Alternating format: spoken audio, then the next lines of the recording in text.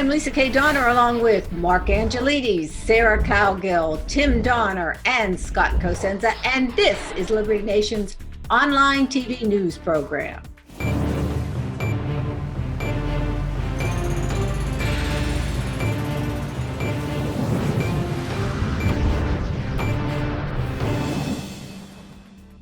Let's talk turkey. What is with the war on Thanksgiving, folks?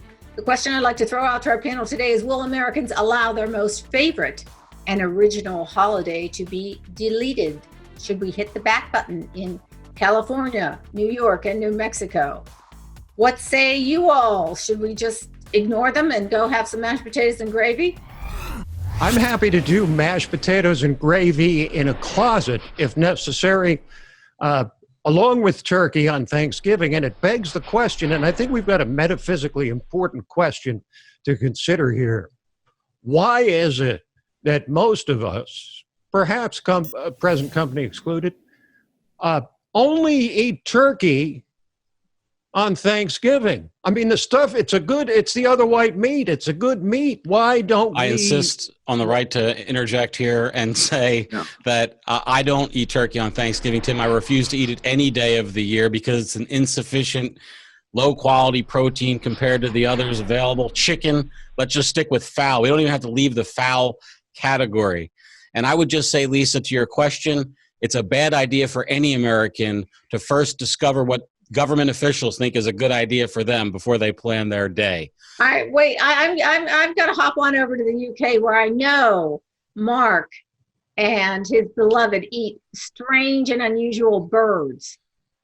For this holiday season, not Thanksgiving, but for the Christmas and New Year season, we'll be starting with a particularly large goose, cooked in goose fat that we saved from last year's goose, and then a duck for New Year's. But what we're thinking this year is perhaps do a 3-bird roast. So what we'll do is we'll, inside the goose, put maybe a chicken, and inside that, maybe a partridge or a pheasant. So you can actually... I heard you say something about pigeon. Admit it. Just fess up right now. Pigeon's good. I said partridge, but pigeon's good too. Is that partridge going to be in a pear tree to prepare for with Christmas? A nice pear and plum sauce, perhaps. Okay, Sarah, we've gotten off course. Straighten us out here. Well, I mean, that's part of the reason we flipped the bird to King George III, that kind of stuff. We have an American holiday, and people aren't allowed to close it and shut it down and tell people they can't have their family over. I mean, New Mexico is shut down. My sister has pulled the plug on my mother visiting my brother in New Mexico. Now, Mama Lucy is all hot and bothered. And I think if I was Governor Michelle Lujan Grisham, I'd be worried about that. Wow. You sure you want that on TV, or does this not make for a really dysfunctional Thanksgiving? Whatever happened to common sense? I mean, they're closed. You can't say you can't have your family over. That's the most ridiculous thing I've ever heard. But you can go to Walmart and shop for it. I mean, okay, but we have a real issue here, and that is they're starting to close bars and say there's a reason for that with coronavirus. Somebody bring that, Mark. Tim? The UK is already at that point. We had the first lockdown, the full lockdown, which was bars closed, everything closed, and people only allowed out for certain periods for the day. Now, that didn't work. So the natural response is naturally to do it again for some reason. So we're doing it again. We're actually living through it right now. We've been told, the British public have been told that if we're good, we're having our names checked on the list, possibly twice. If we're good, we can have 5 days around the Christmas period where families can intermingle. So it's really getting to a boiling point politically and spiritually in the UK. It's very much getting to a boiling point. Mark, does the coronavirus become especially virulent after 10 p.m. in the UK like it does in the United States? We have all these restrictions now that prevent these establishments from opening past 9:59 p.m. and some or sort serving liquor. Follow the science. Well, follow Scott, as you well know, viruses cannot be transmitted after dark. Well, Scott, you're obviously you haven't been paying attention. For example, we also know that the coronavirus does not hit progressive Antifa demonstrators. You noticed they're not wearing masks except to the extent that they want to hide their face.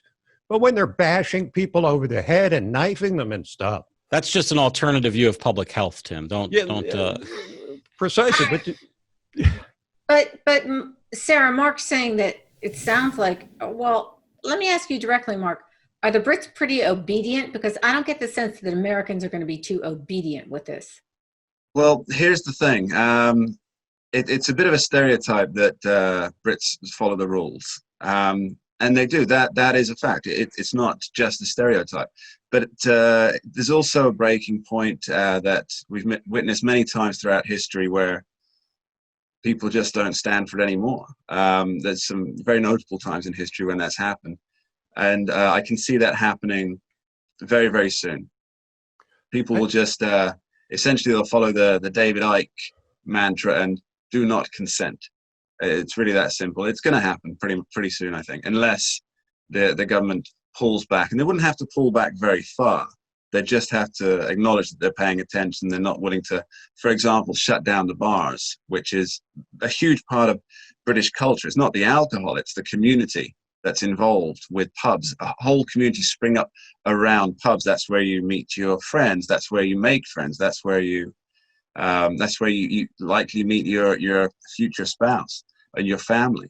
And they're taking apart the very. It's a public house, right? I mean, that's the very definition of the thing. It's the linchpin of community. So they're not just taking away pubs; they're taking away the act of community. And what they're doing is they're basically acting as if people don't have any common sense or sense of self-protection or protection of their friends, families, and loved ones, who are the people that you generally get together with over Thanksgiving. I mean, people have an incentive to keep themselves safe. Everybody knows that we're being hit with a third wave of this coronavirus. I mean, if we've reached the point where people who are gathering for Thanksgiving, there's not going to a orchestra performance or standing, in a huge crowd in a bar. This is a controlled environment, and yet these public officials can't even trust people to use their common sense in their own self-interest. Sarah, I'm wondering how obedient people in the red states are these days. Not so much. I wouldn't want to call anybody out and have county health departments or state police knocking on your door, but there's a definite thumb the nose at this. People are done. They're tired. They really, and Mark has said, these coffee shops and restaurants and bars, people go because they're lonely. They don't have anybody else. Maybe, the widower shows up once a week to have dinner with people he likes and a beer. You can't take away people's ability to communicate and to be around other people.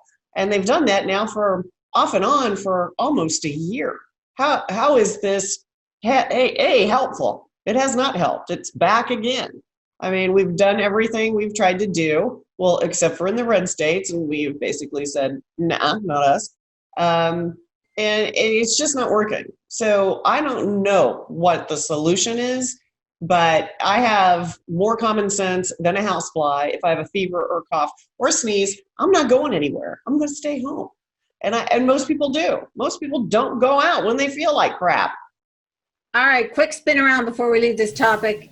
Yes or no, will we be seeing news reports of sheriffs breaking into private homes in the US of A? We're going to start with you, Mr. Donner. Isolated incidents, yes. Scott. It won't be sheriffs. It'll be the NYPD breaking into some Jewish people's home in Williamsburg, probably. Yes. Mark. Yes, without doubt. Sarah. Yes, but it won't be county sheriffs because county sheriffs are on the side of freedom. You might see some random police or state police or some governor's goons, but you will not see county sheriffs. But yes, it will happen. I hate to be an amen chorus, but I agree with you all. And I want to leave with this note. Liberty Nation's Joe Schaefer wrote an excellent piece on this kind of tyranny today. It was called The Dark Winter of COVID Restrictions. In it, he quoted the words of Soviet dissident Alexander Solzhenitsyn. I didn't get that out right.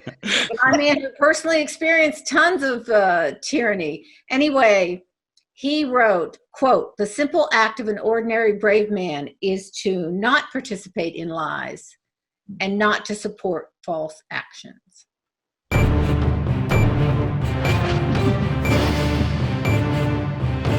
That's it for our Conservative 5 panel today. Check out our other segments on your favorite video platform. Thanks so much for tuning in. And remember to surf on over to libertynation.com. Subscribe to our Conservative News Daily Briefing. Visit our new Roku channel. And now we have a Rumble page where this program can be seen along with all our other Liberty TV shows. And remember, folks, Liberty all the time and everywhere.